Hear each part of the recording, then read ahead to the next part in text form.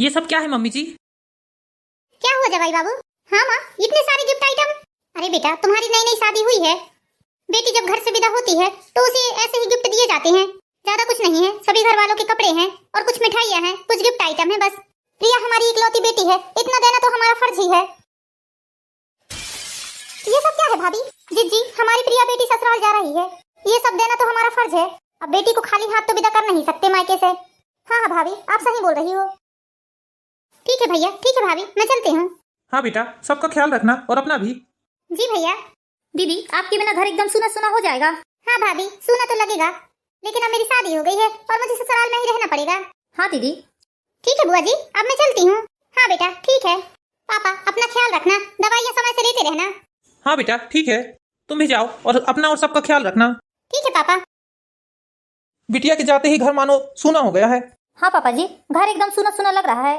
दीदी के रहने से घर में बहुत चहल पहल रहती है। हाँ, सूना सूना तो लग रहा है, लेकिन क्या करो, दुनिया की रीत यही है, बेटियों को शादी के बाद अपने घर जाना ही पड़ता है। बेटी पराया धन होती है। हाँ उमा, तुम सही बोल रही हो। मम्मी जी, पापा जी, बुआ जी, चलिए खाना खा लीजिए। हाँ हाँ बेटा, चलो चलिए जीजी। बुआ जी चलिए ना, खाना निकाल लिया है मैंने आपके लिए। अरे बेटा, हमारा मन नहीं है खाना खाने का। चलिए ना बुआ जी। हाँ ठीक है। सुनिए जी, कल भैया का फोन आया था, बहुत दिनों से मैं मायके नहीं गई हूँ। भैया बोल रहे हैं 2-4 दिनों के लिए आ जाओ, लेकिन 2-4 दिनों के लिए तो नहीं, एक रात के लिए जरूर अपने मायके चली जाती हूँ मैं। हाँ हाँ उमा, चले जाओ, तुम्हें किसने मना किया है? हाँ जी, मुझे तो पता है, आप कभी मना नहीं करते हो। लेकिन कांता आई हुई है और तुम अपने मायके जा रही हो उसे छोड़कर। क्या हुआ पापा जी? अरे बेटा, तुम्हारी सासू माँ एक रात के लिए मायके जाना चाहती हैं, मुझे तो कोई दिक्कत नहीं है, लेकिन तुम्हें तो पता है तुम्हारी बुआ जी आई हुई हैं, तुम्हारी बुआ जी को छोड़कर तुम्हारी सासू माँ मायके जाएगी तो अच्छा नहीं लगेगा। पापा जी, इसमें कोई दिक्कत की बात नहीं है, जाने दीजिए मम्मी जी को। वैसे भी वो एक साल नहीं जाती हैं अपने मायके, और वैसे भी बुआ जी अभी 10-12 दिन रुकेंगी। मम्मी जी तो एक रात रुक कर आ जाएंगी, मैं हूं ना, मैं बुआ जी का अच्छे से ख्याल रखूंगी, आप टेंशन मत लीजिए। अरे बेटा, तुम अपनी बुआ जी को नहीं जानती हो, अभी तुम नई नहीं हो इस घर पर। धजी का सांप बनाना बहुत अच्छे से आता है तुम्हारी बुआ जी को, पता नहीं कब किस बात पर चढ़ाई करने बैठ जाए, उसी का तमाशा लेकर घर में हंगामे ना करने लगे। अभी तुम अपने बुआ जी के बर्ताव से अच्छी तरह वाकिफ नहीं हो। नहीं पापा जी, ऐसी कोई बात नहीं है, आप टेंशन मत लीजिए, मैं हूं ना। ठीक है बेटा, जब तुम इतना बोल रही हो तो जाने देते हैं उमा को। ठीक है उमा, चले जाओ। हाँ ठीक है जी, एक ही दिन की तो बात है, मेरी बहू बहुत समझदार है, वो सब संभाल लेगी। ठीक है जी, संजय मुझे बस स्टैंड तक छोड़ देगा। हाँ उमा, पहुंचकर फोन करना। जी ठीक है। जी, मैं एक रात के लिए मायके जा रही हूँ, कल वापस आ जाऊंगी। एक दिन आप बहू के साथ मजे से रहना। हाँ भाभी, आप टेंशन मत लीजिए, आप तो आराम से अपने मायके जाइए, यहाँ की चिंता बिल्कुल मत कीजिए, हमारी बहू बहुत समझदार है। बेटा, घर का ध्यान रखना और अपनी बुआ जी का भी बहुत अच्छे से ख्याल रखना। हाँ हाँ मम्मी जी, आप बिल्कुल भी टेंशन मत लीजिए, आप बस आराम से अपने मायके जाइए। मामा जी और मामी जी को मेरा नमस्ते कहिएगा। हाँ बेटा, ठीक है। ठीक है बेटा, मैं भी दुकान चलता हूँ। जी पापा जी। चलिए बुआ जी, हम भी अंदर चलते हैं। हाँ बेटा, चलो। बुआ जी, क्या हुआ आपको? दोपहर से शाम हो गई, आप अपने रूम से बाहर ही नहीं निकले हो। आपकी तबीयत तो ठीक है ना बुआ जी? कुछ भी ठीक नहीं है बेटा। लेकिन क्या हुआ बुआ जी अचानक से? सुबह तक तो आप अच्छी थी। अब जाने दो बेटा, तुम जानकर भी क्या करोगे, मेरे साथ क्या हुआ है क्या नहीं। देखिए बुआ जी, मम्मी जी ने आपकी जिम्मेदारी मेरे ऊपर छोड़ कर गई है। यदि उन्हें पता चला कि आप इस तरह रो रहे थे तो वो क्या सोचेंगी मेरे बारे में? प्लीज बुआ जी बताइए, आप क्यों रो रही हैं? नहीं बेटा, तुमसे क्या गलती होगी, तुम्हें पता ही क्या है इस घर के बारे में, तुम्हें आए हुए तो मुश्किल से 6 महीने साल भर हुआ है।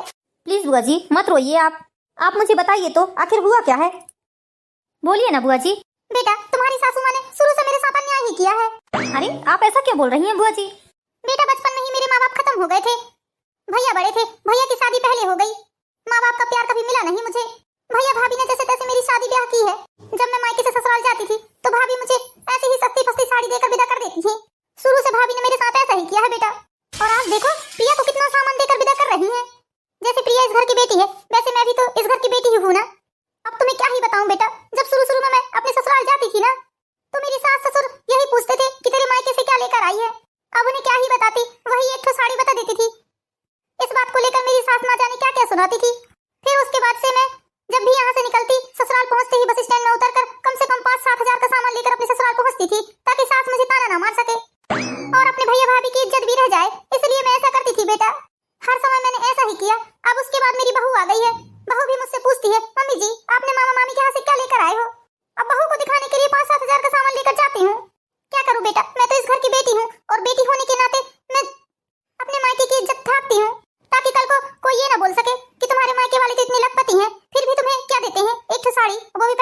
पढ़ने की। लेकिन बुआ जी मुझे यकीन नहीं हो रहा है आपकी बातों पर। मम्मी जी ऐसा कुछ कर सकती हैं? हाँ बेटा, तुम्हें क्यों यकीन होगा? अब तुम तो 6 महीने हुए हैं यहाँ आई हो। हमसे पूछो हमारे दिल पर क्या बीतती है। तुम्हारे फूफा जी इतना लड़ते हैं हमसे कि हम ही जानते हैं। हर समय यही बोलते हैं कि तेरे भाई भाभी इतने लखपति हैं और तुझे क्या दिया उन्होंने। अब बताओ बेटा, आज यदि मेरे माँ बाप होते तो क्या मेरे साथ ऐसा करते? जिस तरह प्रिया को गाड़ी भर भर के सामान दिया जा रहा है, उसी तरह मुझे भी ये सब सामान मिलते। माँ बाप न रहने पर बच्चों के साथ ऐसा किया जाता है। भाभी जरा भी मेरे बारे में नहीं सोचती है बेटा। आज मेरे दिल पर क्या बीत रही है मैं ही जानती हूँ। बुआ जी आप टेंशन मत लीजिए, आप रोइए मत प्लीज। आप बताइए क्या खाएंगी? मैं आपके मनपसंद का खाना बनाकर लेकर आती हूँ। अरे नहीं नहीं बेटा, मुझे कुछ नहीं खाना है। मेरी आत्मा तो मर गई है, भूख भी मर गई है मेरी। मुझे कुछ भी नहीं खाना है। मुझे तो बस यही डर लगा रहता है कि अपने ससुराल पहुंचूंगी तो मेरी बहू से क्या बोलूंगी, क्या मिला है मायके से इस बार। बुआ जी अभी आप आराम कीजिए, मैं आपके लिए खाना बनाकर लेके आती हूँ। आप ज्यादा टेंशन मत लीजिए। इसे तो मेरे रोने धोने का मेरी बातों का कोई फर्क ही नहीं पड़ा लगता है। मैं तो इसके सामने रोना धोना कर रही थी ताकि इसके दिल में मेरे लिए हमदर्दी हो, लेकिन ये तो मुझे कुछ बोल ही नहीं। मैं तो सोच रही थी ये मेरी दुखद कहानी सुनकर मुझे कुछ देगी, जैसे 2-4 साड़ियाँ या कुछ पैसे, तो मेरा बढ़िया काम बन जाता।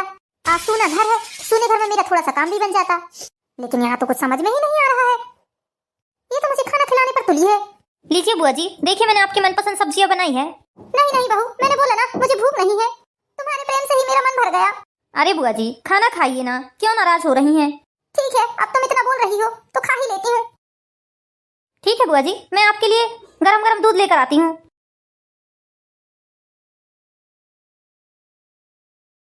बुआ जी तेल लगवा लीजिए पैरों में। अरे नहीं नहीं बेटा, इस सब की कोई जरूरत नहीं है। लाइए ना बुआ जी, कैसे जरूरत नहीं है? मैंने सरसों तेल गरम करके लाया है, लाइए मैं आपके पैरों में लगा देती हूँ। अब ठीक है बेटा, तुम इतना जिद कर ही रही हो तो लगा दो। बहू, भाभी आ गई आप?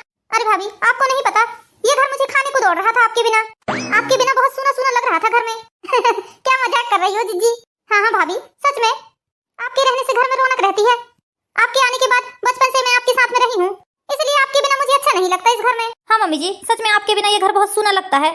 एक ही दिन की तो बात थी, लेकिन बहुत बेकार लग रहा था घर में। अरे बेटा अब आ गई हूँ मैं।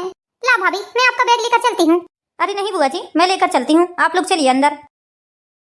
बाप रे, बुआ जी को समझ पाना तो बहुत मुश्किल है। कल तक तो ये मम्मी की कितनी बुराई कर रही थी, और आज देखो तो मम्मी से किस तरह से बात कर रही हैं। आओ जीजी बैठो।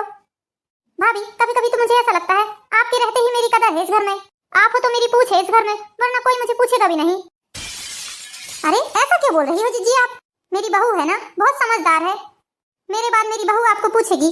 अरे भाभी सब कहने की बातें हैं, कोई किसी को नहीं पूछता। ऐसी बातें क्यों कर रही हो जीजी आप? कुछ हुआ है क्या मेरे सोने में इस घर में? अब कैसे बताऊं भाभी आपको? आपकी जो बहू है ना, उसके खाने के दांत कुछ और दिखाने के दांत कुछ और हैं। ये क्या गोलमोल बातें कर रही हो जीजी आप? खुलकर बताओ। भाभी आपके जाते ही बहू ने ऐसा रंग दिखाया कि अब मैं क्या ही बताऊं। क्या हुआ जीजी? भाभी अब आपको तो पता है मैं दिन की सब्जी कभी नहीं खाती हूँ। मुझे डॉक्टर ने मना किया है दिन का खाना और दिन की सब्जी खाने के लिए, लेकिन आपकी बहू ने मुझे दिन की सब्जी और दिन का खाना दिया। जब मैंने मना किया उससे तो उसने बोला कि बुआ जी सुबह का खाना और सुबह की सब्जी बची है, मैं नहीं बना सकती। आपको यदि खाना है तो आप यही खाइए, वरना अलग से कुछ नहीं बनेगा। क्या बात कर रही है जीजी? उसने ऐसा बोला आपसे? हाँ हाँ भाभी, क्या आपको मेरी बात पर यकीन नहीं है? नहीं नहीं जीजी ऐसी बात नहीं है। और तो और भाभी आपकी बहू ऐसा भी बोल रही थी इस घर में वही होगा जो मैं चाहूंगी, क्योंकि मम्मी जी के बाद अब मैं इस घर की रानी हूँ। मैंने बोला कि नहीं नहीं मेरी भाभी इस घर की सियानी है, उनकी चलेगी, तो उन्होंने बोला नहीं ऐसा नहीं हो सकता, इस घर की बहू मैं हूँ, मम्मी जी को भी मेरे हिसाब से चलना पड़ेगा। और भाभी ना जाने क्या कुछ नहीं बोला उसने मुझे, लेकिन मैं आपको खुलकर नहीं बता सकती। मैंने बहू से बोला बेटा मुझे दूध के साथ दवाई खानी रहती है, एक गिलास गर्म करके दे दो। उसने साफ मना कर दिया भाभी दूध देने से। उसकी इतनी हिम्मत, वो इस तरह से बात करेगी? भाभी मैं आपके हाथ पैर जोड़ती हूँ, आप बहू से कुछ भी मत बोलना, कुछ भी मत बोलना भाभी, नहीं तो हो सकता है कि मेरा यहाँ आना जाना ही बंद कर दे आपकी बहू। मेरा मायका भी छूट जाएगा भाभी। आपकी बहू ने मुझे यह भी धमकी दी थी यदि मम्मी जी को कुछ भी बताया तो मैं आपका आना जाना बंद करवा दूंगी। अब आप भी बताइए भाभी, आपके बिना मेरा है ही कौन? जीजी यदि बहू ने ऐसा बोला है तो उसे मैं सबक सिखा कर ही रहूंगी। नहीं भाभी मैं आपके हाथ पैर जोड़ती हूँ, आप ऐसा कुछ मत बोलना, आपको मेरी कसम है, बहू से एक शब्द भी मत बोलना। हाँ ठीक है जीजी, ठीक है भाभी मैं आराम करने जाती हूँ, मेरे सर में बहुत दर्द हो रहा है। बहू ने ऐसा बोला? पता नहीं क्यों यकीन सा नहीं हो रहा है जीजी की बातों में। मुझे अपनी बहू से बात करनी ही पड़ेगी, लेकिन इस तरह से बात नहीं करूंगी। मैं उससे शांति से सारी बातें पूछूंगी, क्योंकि मैं भी इतने दिनों से अपनी बहू के साथ रह रही हूँ, लेकिन आज तक मुझे ऐसा कुछ महसूस नहीं हुआ। और जिज्जी को तो मैं शुरू से जानती हूँ, वो किस तरह की हरकतें करती हैं। मैं रात में सबके सोने के बाद बहू से बात करूंगी इस बारे में। अभी मैं गर्मा गर्मी में बात करूंगी, शायद बातें और बिगड़ जाएं।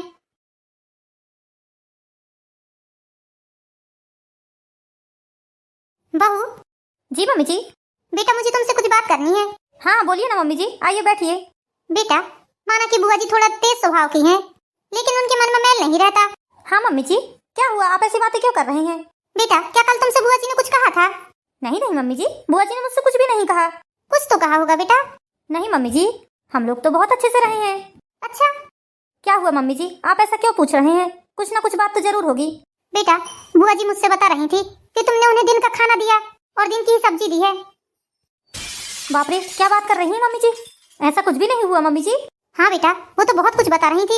ऐसा भी बोल रही थी कि जब उन्होंने तुमसे दूध मांगा गरम, तो तुमने दूध देने से मना कर दिया। नहीं मम्मी जी, बुआ जी झूठ बोल रही हैं।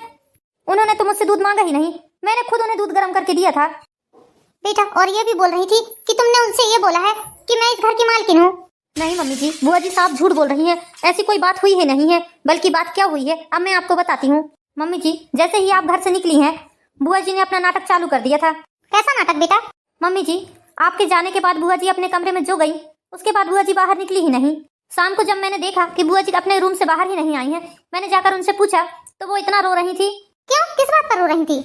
मम्मी जी, आपने दीदी को जो विदाई में सामान दिया है, उसे देखकर बुआ जी की आंखें भर गईं।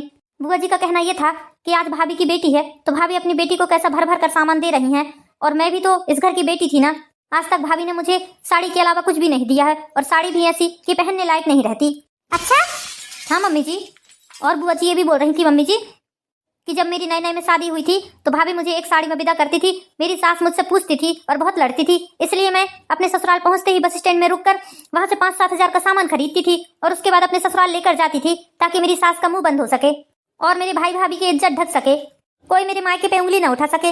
इसलिए वो ऐसा करती थी।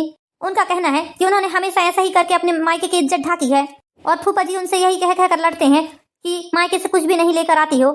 मैंने कभी सोचा नहीं था बेटा कि जिज्जी ऐसा बोलेंगी, इतना झूठ। वही तो मम्मी जी, और फिर ऐसा बोल रही थी कि अब तो बहू के सामने भी मुझे सामान लेकर जाना पड़ता है, नहीं तो मेरी बहू पूछती है कि मामा मामी जी तो करोड़पति हैं, फिर आपको क्या दिए मम्मी जी विदाई में। मम्मी जी, बुआ जी ये बोल रही थी कि आप बहुत भेदभाव करते हो उनके साथ, वो तो बहुत परेशान है, उनके अनाथ होने का आपने नाजायज फायदा उठाया है।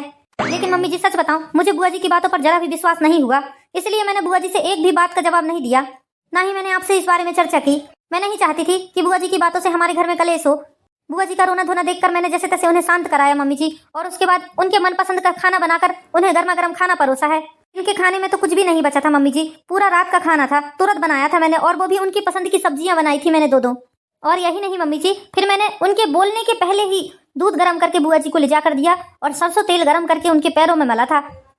हालांकि बुआ जी मना कर रही थी कि उनके पैरों में तेल नहीं लगवाना है उन्हें, लेकिन फिर भी मैंने सोचा कि बुआ जी उदास हैं, तो चलो थोड़ा सा उनकी सेवा कर दूंगी तो वो खुश हो जाएंगी। लेकिन मैं नहीं जानती थी मम्मी जी कि बुआ जी इतनी आग लगाएंगी इस घर में। हमारे बीच में फूट डालने की कोशिश की है बुआ जी ने। हाँ बेटा, इस बारे में जिज्जी से बात जरूर करूंगी मैं, चाहे कुछ भी हो जाए। मैंने आज तक कभी तुम्हारी बुआ जी के साथ भेदभाव नहीं किया बेटा। तुम्हें आए तो सिर्फ 6 महीने हुए हैं, तुम क्या जानती हो। जब तुम्हारी बुआ जी की शादी हुई थी, हम लोगों ने माँ बाप बनकर उनकी शादी किए थे, और जितना सामान आज तुम्हारी नंद को जा रहा है ना, उससे 2 गुना सामान जाता था। पहले सस्ताई का जमाना था, सोना और चांदी, महंगे महंगे कपड़े, सब कुछ दिया करते थे हम जिज्जी को। हाँ मम्मी जी, मुझे आपकी बातों पर यकीन है। और तो और बेटा, जब भी तुम्हारी बुआ जी को यहाँ आना रहता है, मैं यहाँ से गाड़ी भिजवा कर तुम्हारी बुआ जी को यहाँ बुलवाती हूँ। उसके बाद उनको जितने दिन रहना है उतने दिन रखती हूँ, उनकी सेवा करती हूँ, उनकी मनपसंद के कपड़े उन्हें दिलाती हूँ इस उम्र में तक। चाहे वो साड़ी फिर 5,000 की हो या 2,000 की, मैं कभी उन्हें मना नहीं करती बेटा। हाँ मम्मी जी, मैं आपको जानती हूँ, आप बहुत अच्छी हो, आप कभी भी ऐसा नहीं कर सकते, लेकिन आप बुआ जी से इस बारे में बात जरूर करिएगा, क्योंकि ये जो बुआ जी ने किया है ना, ये बहुत गलत किया है। हाँ बेटा, बात तो जरूर करूंगी, लेकिन ऐसे लड़ाई झगड़े से नहीं। कल सुबह बात करूंगी मैं जीजी से, शांति से बात होगी।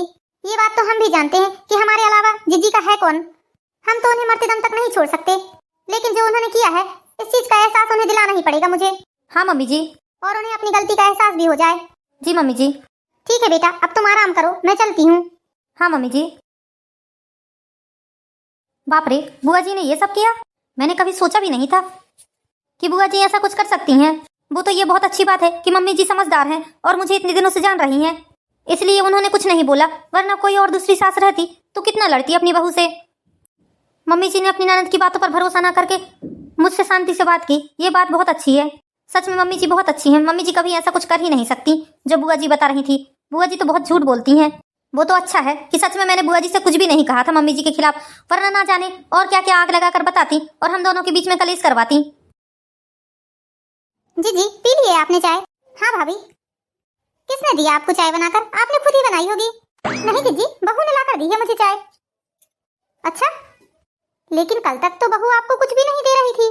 भाभी, रात गई बात गई, आप भी हटाइए बातों को। हो सकता है बहू का किसी बात को लेकर मूड खराब रहा होगा। हाँ, ऐसा भी हो सकता है। बहू, पेन कॉपी लेकर आओ। ये लीजिए मम्मी जी पेन कॉपी। हाँ, पेन कॉपी आपके लिए है जीजी। मेरे लिए? लेकिन क्यों? वो इसलिए जीजी, आपके घर में जो जो सामान नहीं है वो सारे सामान यहाँ पर लिख दीजिए। आपके घर जाने से पहले सारा सामान बुलवा दूंगी मैं, आप उसे साथ में ले जाइएगा। अरे नहीं नहीं भाभी, मेरे घर में भगवान की दया से सभी चीज है, किसी चीज की कोई कमी नहीं है। तो फिर आप ऐसा क्यों कर रही हैं? क्या हुआ भाभी, मैंने क्या कर दिया? मैं चाहे आपको कितना भी दे दूं, लेकिन आपका पेट भरने वाला नहीं है। आपने जो भी कुछ कल मेरी बहू को मेरे लिए बोला था, उसने सारी बातें मुझे बता दी है। आप मेरे सोने में मेरे घर में मेरी बहू को भड़का रही थी, वो भी मेरे खिलाफ, इसलिए ना ताकि कल को मेरी बहू मेरी बेटी को कुछ भी ना दे ले सके। मेरी बहू अपनी ननद से लड़ाई करने लगी। ये सब आपने क्यों किया? मैंने आपके लिए क्या कुछ नहीं किया जीजी, ये बताइए। मैंने आपको हर तीज त्योहार में, शादी में, हर समय मैंने आपको क्या शगुन नहीं पहुंचाया? क्या कोई गिफ्ट नहीं दिए हैं? आप बताइए। मैंने हर समय आपके लिए सब कुछ करना चाहा है, हर समय आपको मैंने उपहार दिए हैं। आपकी शादी से लेकर आज तक मैं आपके लिए करती ही आ रही हूँ, कभी आपको मां न होने का एहसास नहीं दिलाया। मैंने हमेशा आपको बेटी जैसा समझा है। गाड़ी भेजाकर आपको बुलाती हूँ, आपको रखती हूँ, आपकी सेवा करती हूँ, आपकी मनपसंद की चीजें और आपकी मनपसंद की साड़ियाँ दिलाती हूँ। जी, हर चीज की एक उम्र होती है। जब तक आप इस घर की अकेली बेटी थी, तब तक आपको भी मैंने हर चीज भर भर कर दी है। हर चीज की एक उम्र होती है जीजी।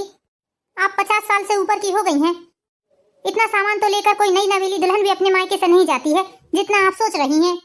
आपको आग कहाँ से लगी है ये भी मैं बता देती हूँ। प्रिया की विदाई में जो सामान मैंने दिया है, बस उसे देखकर आपको आग लगी है। अपनी भतीजी को देखकर आप पागल हो गई हैं मानो। जीजी जरा ये सोचिए कि अभी आपकी भतीजी की शादी के हुए ही कितने दिन हैं? 6 महीने हुए हैं, लेकिन आपको ये तो नहीं दिखेगा। आप तो प्रिया के साथ अपनी बराबरी कर रही हैं। प्रिया तो आपकी बेटी की उम्र की है, लेकिन नहीं, कंपटीशन तो चालू रखेंगी आप। उसकी उम्र भी जब आपकी जैसी हो जाएगी तो उसकी विदाई भी बहू ऐसे ही करेगी जैसे कि मैं आपकी विदाई करती हूँ। और जीजी, आप क्या बोल रही थी? आपकी बहू आपसे पूछती है मामा मामी के यहाँ से क्या लेके आए हो, और आप 5-6 हजार का सामान भर भर कर ले जाते हो। मैंने रात को ही आपकी बहू को फोन लगाकर सारी बातें पूछ ली है, और उसने साफ साफ इनकार किया है कि मम्मी जी कुछ भी नहीं लाती। क्यों जीजी, इतना बड़ा झूठ? आप अपनी बहू का ही बता दो। 15 साल हो गए हैं आपकी बहू की शादी को, वो क्या क्या लेकर आती है अपने मायके से। और जीजी, आप मुझे मेरी बहू के खिलाफ भड़का रही थी। मेरे सोने में आपकी कितनी सेवा की है उसने, ये सब बात भी मुझे पता चल गई है। जीजी, मेरे कहने का मतलब मैं आपको नीचा नहीं दिखाना चाह रही हूँ, लेकिन आपके मन में जो पाप आ गया है, बस मैं उसे दूर करना चाहती हूँ। जीजी, आप ही बताइए, कभी ऐसा हुआ है कि आपने कोई चीज मांगी हो और मैंने न दिया हो? एक चीज तो मुझे बहुत अच्छे से समझ में आ गई है जीजी, कि भाभी कितना भी कर ले, ननद कभी खुश नहीं हो सकती उससे। आज आपने ये कही हुई कहानी को सच साबित कर दिया जीजी। मेरे प्यार में क्या कमी रह गई थी जीजी? मैंने कभी भी आपको ननद नहीं, अपनी बेटी जैसा समझा है। आखिर ऐसी कौन सी कमी रह गई थी जीजी जो आपने मेरे घर को ही तोड़ना चाहा? हर समय मैं ही आपके साथ खड़ी रहती हूँ। बचपन से आपको पाल पोस कर आपकी शादी ब्याह सब मैंने ही कराई है। मेरी जगह आप होती तो आप क्या करती, बताइए? प्रिया की शादी अभी नई हुई है, तो हमारा फर्ज बनता है उसके साथ कुछ तोहफे पहुंचाने का। जब आपकी शादी हुई थी उस टाइम पे तो इतनी महंगाई भी नहीं थी जीजी। आप ही बताइए, तब आपके साथ उस टाइम पे हम सोना और चांदी कपड़े सब पहुंचाते थे, और अब तो इतनी महंगाई हो गई है कि सोने चांदी के लिए तो सोच भी नहीं सकते। और आप क्या बोल रही थी मेरी बहू से कि आपके भाई के कारण आप यहाँ आती हैं? आपके भाई तो आपको पूछते तक नहीं है जीजी, क्योंकि उनके पास इतना टाइम ही नहीं रहता।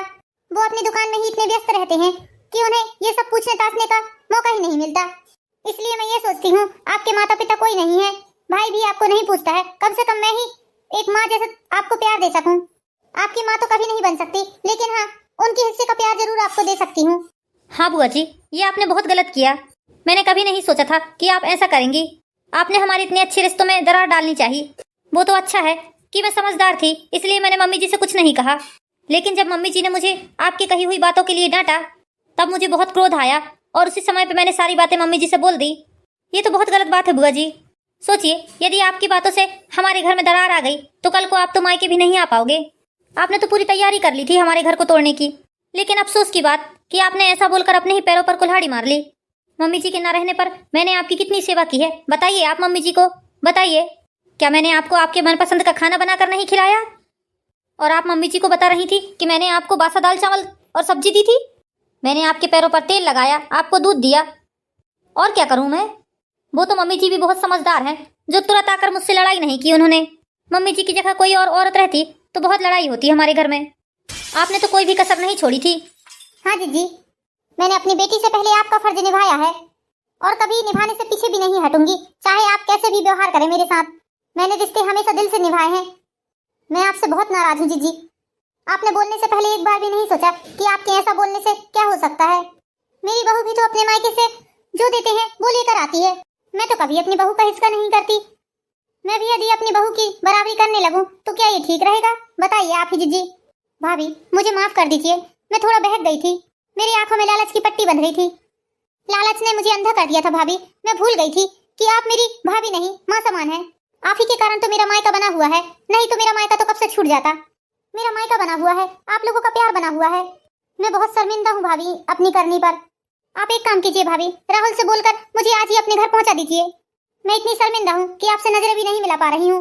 नहीं जीजी, आप क्यों जाएंगे अपने घर? मैंने आपको यहाँ बुलाया है रहने के लिए। आप जितने दिन के लिए आए हो उतने दिन यहाँ रहोगे और प्रेम से जाओगे।